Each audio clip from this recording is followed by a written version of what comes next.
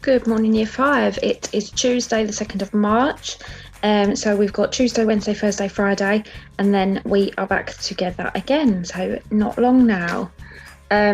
We are focusing on the same learning intention, the same focus as we have done so far this term. So we're discussing and evaluating texts, commenting on the writer's use of words, phrases and language features.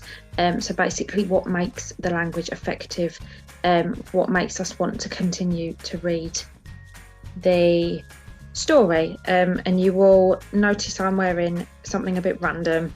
You will see why later. Anyway, let's move on. So, do you think the language choice can affect the way the speech is read, and how? Have a little think. Does the use of language in conversations convey emotion? Again, just have a little think about it. Fabulous. So when the children are speaking, and of course you've listened to me read that story, do I read certain words in a certain way? Do I read the speech in a certain way based on what is said? Okay. Because of the way that it is read, do you notice a certain emotion being conveyed? So is it really obvious when Lucy is frustrated or sad, or when Edmund is being horrible, etc.?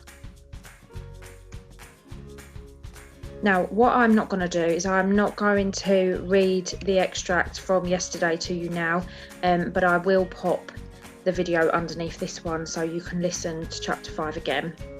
If you need to, that's fine. Just have a little think about, you might not need to listen to it now anyway, but how do you feel about the book? Do you think you're enjoying it? Have your feelings changed now that we have read 5 chapters? Would you recommend it to a friend?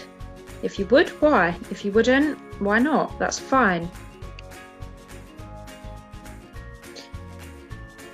So, what does the author do during the conversation to show that how Susan and Peter view the professor?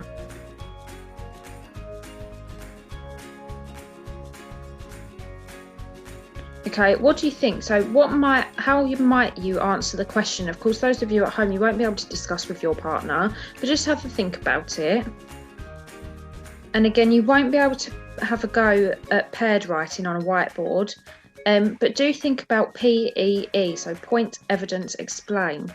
When you make your point, if you are saying, well, actually, Susan and Peter view the professor as somebody that's really smart and they want to go for him for advice because he will know what to do, that's your point.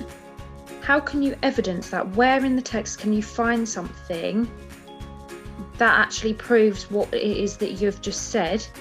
And once you've found that evidence, you need to then explain how that evidence backs up the point that you have made. Now today you have got 4 questions that are here. The PowerPoint is below as well, so you can just answer these questions separately. You don't need to write the questions down, just number them correctly. But for each one, I would like a point, an evidence and an explanation. Okay, now we've had a go at this already. I have put the point, evidence and explain picture below as well to remind you what that looks like, and it gives you some sentence starters as well. Okay, so for each question you are telling me your thoughts. So how does the author's choice of language show Lucy's emotions? The author's choice of language shows that Lucy is upset. Find somewhere where Lucy is upset and the book tells you. This shows that Lucy is upset because da da da da da. Okay, and that's how your point, evidence, explain will work. Okay, and I'm going to leave it there. So as I said, you will find chapter 5 below. Have another listen. I have also uploaded the 2 documents, chapter 5, part 1, and chapter 5, part 2. So if you would prefer to read by yourself, that is fine. If you would prefer to listen, that is also fine. I don't mind. Okay, have a lovely rest of the day, and I will look forward to seeing your result. See you later.